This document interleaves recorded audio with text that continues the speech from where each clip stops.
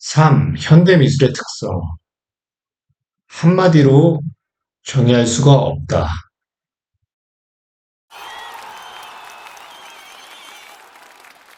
A라는 연예인의 지원 기사가 뉴스 연예란에 떴다고 해보죠.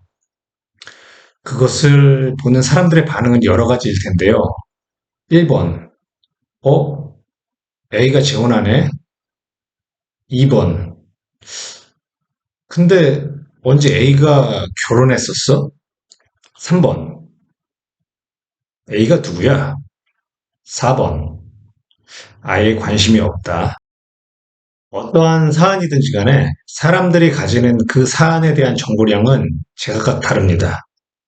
1번은 그 사건의 히스토리를 관심 있게 지켜봐오고 전말을 알고 있는 경우입니다. 2번은 중간중간에 정보가 빈 상태로 띄엄띄엄 알고 있는 경우입니다. 3번은 알고 있는 정보는 별로 없지만 그래도 관심은 있는 경우입니다. 4번은 그가 누군지 예전에 결혼을 했었든 지금 재혼을 하든 아무런 정보도 그에 대한 관심도 없는 경우입니다. 미술에 대한 사람들의 지식과 관심도 이와 마찬가지라고 보는데요. 1번, 관심을 갖고 공부를 해서 히스토리를 파악하고 있는 경우. 2번, 제대로 공부를 하기엔 시간도 없고 어렵지만 그래도 어느 정도의 관심은 있고 나름대로의 기준을 가지고 있는 경우. 3번, 모르면 왠지 좀 부끄럽고 알아야 할 것 같은데 사실 너무 어렵고 재미도 없고 별로 정보도 없는 상태에서 어떤 게 좋은 것인지 막 혼란스러운 경우.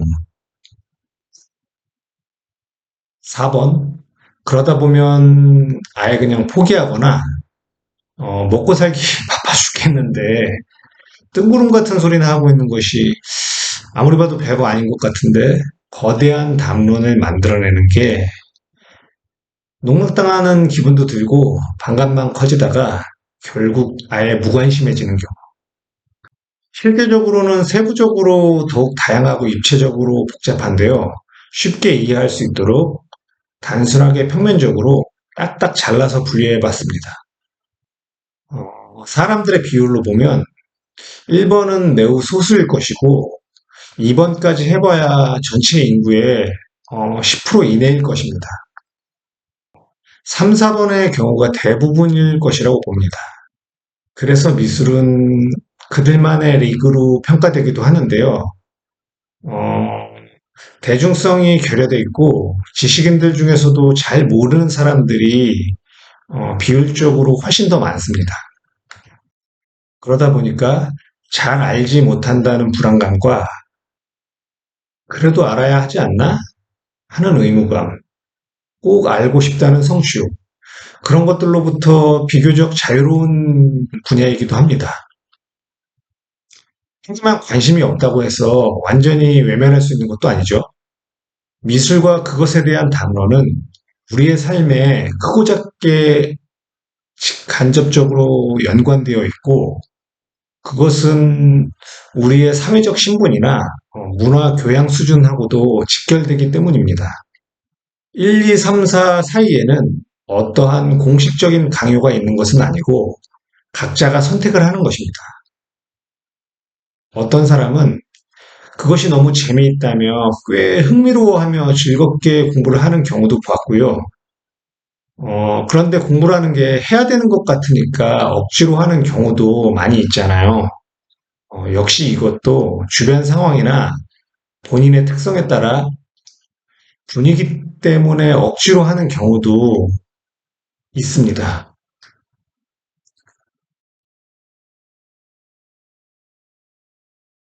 아름다움이라는 것을 화사한 꽃이라든지 전지현 같은 배우처럼 직관적이고 본능적이고 유미적 1차원적인 것으로만 기준을 삼는 사람들이 있고 그런 아름다움의 기준은 지금 시대에 와서 이미 종말을 고했다고 생각하는 사람들이 있습니다. 공부를 하고 파고 들어가면 이미 그런 관점은 한참 전에 지나갔다고 하는데요. 그런데 모두가 그 정보를 공유하고 공감하는 것이 아니고 그런 정보까지 닿지 못한 사람들이 훨씬 더 많이 있습니다. 작가들 역시도 그런 최신 정보와는 상관없이 그저 그냥 보기 좋은 아름다움을 추구하는 작가들 또한 여전히 아직도 많이 존재합니다. 한마디로 뒤죽박죽 다 다른 정보의 단계, 그로 인한 저마다 다 다른 생각, 다른 시대를 살고 있는 거죠. 그렇다면 모든 사람들한테 이미 시대는 많이 진행이 되었고 여러 정보들이 업데이트되었으니까 미술에 대해서 공부 좀 하라고 전문가들을 왜 무시하냐고 항변을 할 수가 있을까요? 그러면 사람들이 수긍하고 와, 내가 모르는 사이에 많이 변했네. 공부 좀 해야겠다. 하고 다 받아들일까요? 그런 사람도 있겠지만 뭐가 그렇게 어려워? 예술이 꼭 그렇게 어려워야 하는 거야? 너네가 그게 예술이라고 하면은 내가 따라야 하는 거야? 이런 생각이 드는 사람들이 더 많지 않을까요? 과학은 보통 사람들이 쉽게 접근하기가 힘들고 소수의 천재들이 파악하고 발전시키는 것에 대해서 사람들은 불만이 없고 그럴 수밖에 없음을 따로 설명 안 해줘도 다 압니다. 하지만 예술이라는 것은 살면서 각자 나름의 방식으로 느끼고 이해하고 빠져본 경험이 있는 것이고 저마다의 기준이 있을 텐데 그 기준을 빼앗기고 주도권을 내주는 것에 대한 반감이 많은 사람들에게 있는 것 같습니다. 하지만 결국은 돈 있는 사람이 승리하는 것처럼 예술도 결국 돈이 지배하기 마련입니다. 그게 옳은 것은 아니지만 결과적 현실이 그러한 것은 어쩔 수가 없죠.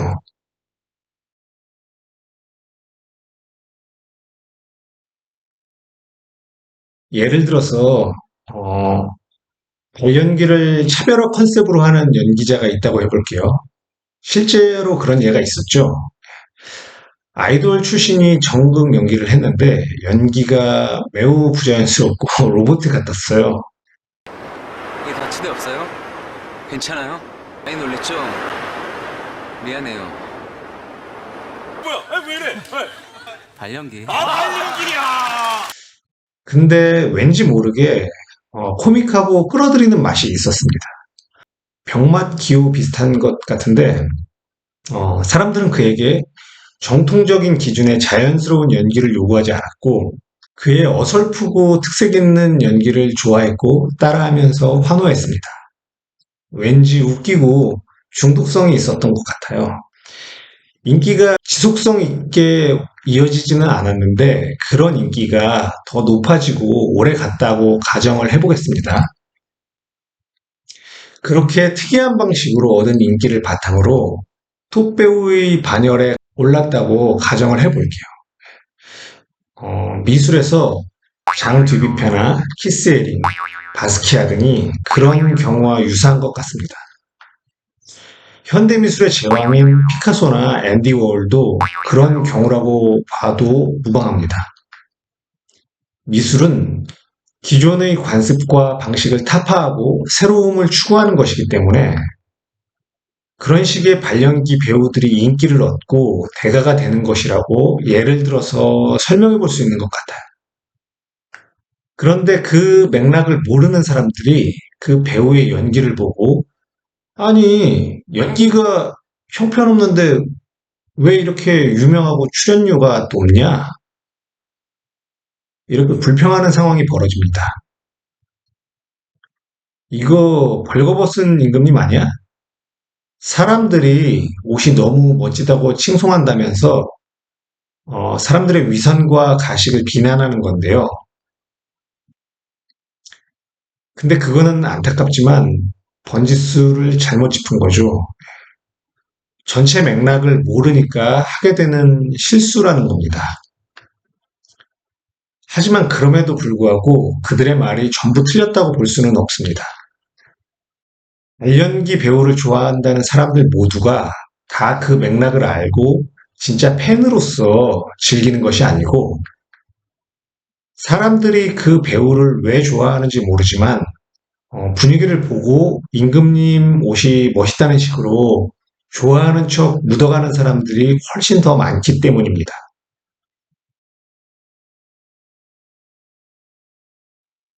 미술은 여러 시대가 동시에 혼재합니다.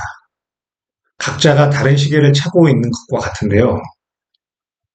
미술계 밖의 사람들하고 미술계 안의 사람들과의 시차가 크고 미술계 안에서도 작가마다 또는 평론가마다 또는 다른 구성원들도 저마다 시차가 큰 것이 현실입니다. 보고 있는 지점이 다르다는 것은 원하는 것이 다르다는 거죠. 결과적으로 다른 방식과 결과물을 추구하고 도출하게 됩니다. 예를 들어서 각 공모전들마다의 분위기가 매우 다르고 각각의 미술관들도 분위기가 완전히 다릅니다. 현대 미술의 흐름을 가장 발빠르게 반영하고 수익성 추구로부터 자유로운 국립현대미술관과 지방의 한 문화예술회관을 같은 날 방문한다고 가정을 해볼게요. 아마도 지방의 문화예술회관은 한 40여 년 전쯤의 시계에 시간이 맞춰져 있을 것이고, 국립현대미술관은 가장 최신 내지는 미래 시계에 시간이 맞춰져 있을 것입니다. 국립현대미술관은 워낙 방대하고 큰 전시들이 동시에 진행되기 때문에 과거의 시계부터 미래의 시계까지 다양하게 존재하기는 합니다. 그래서 더욱 파악하고 판단하는 기준이 다양하고 애매하고 어려운 것이 미술인 것 같습니다.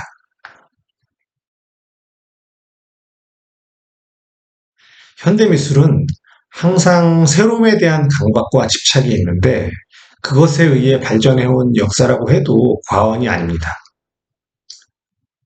긴 시간 동안 굳어져온 통념과 고정관념을 깨고 새로운 시각과 표현 방식을 제시하면서 미술사의 장면은 전환되어 왔습니다. 세잔을 현대미술의 아버지로 추켜 세우는 것도 피카소를 불세출의 천재 작가로 추앙하는 것도 그들이 기존의 사고와 시각을 장악했던 관습 체계를 부셔버리고 새로운 관점과 방식을 제시했기 때문입니다. 그런데 아무리 좋은 말도 3번 이상 하면은 듣기 싫어지잖아요. 새로움을 위한 새로움, 파괴를 위한 파괴가 난무하는 시대에 그런 것들이 피로해지는 사람도 있습니다. 어느 순간 어떤 사람들에게는 새로운 생각과 이미지들이 또 다른 강요성과 폭력성을 갖게 되기도 하는 것 같습니다. 모든 사람들이 같은 정보를 같은 시점에 공유하고 생각이 같다면 사람들이 새로움을 원할 때는 일괄적으로 새로움을 제공하면 되고 그 새로움에 피로를 느끼고 지쳤을 때는 진부함으로 돌아가면 됩니다. 그런데 그럴 수가 있을까요? 사람들은 각기 다른 정보들을 저마다 다른 시점에 접하고 모두가 생각이 다릅니다. 이미 기존의 새로움이 지겨워져서 또 다른 새로움을 원하는 사람이 있고 새로움이 지겨워져서 진부함으로 돌아가고자 하는 사람이 있고 그 새로움을 이제야 받아들여서 한창 만끽 중인 사람도 있고 새로움을 아예 거부하고 기존의 것에 만족하고 그것을 계속적으로 추구하는 사람도 있고 새로움이 닿지 못해서 그냥 예전의 상태에 머물고 있는 사람도 있습니다. 그렇게 각자마다 원하는 것이 다른 상태에서 분위기를 장악하고 트렌드를 이끌면서 대중이 눈치를 보고 기호를 맞추게 하는 권력자들이 존재합니다. 패션이나 음악은 같은 정보와 트렌드를 훨씬 더 많은 대중들이 동시에 흡수하고 대규모의 생각들이 동시에 움직입니다. 하지만 미술은 그것들에 비해 대중들에게 전달 속도가 훨씬 더 느리고 국부적입니다. 결국 미술의 트렌드는 대중들에게 위에서 아래로 그냥 주입돼 버리고 맙니다. 오늘은 여기까지 하겠습니다. 다음 이야기 기대해 주시면 좋겠고요. 조태구도 좀 성공적으로 주입이 됐으면 좋겠는데, 어, 그럼 이만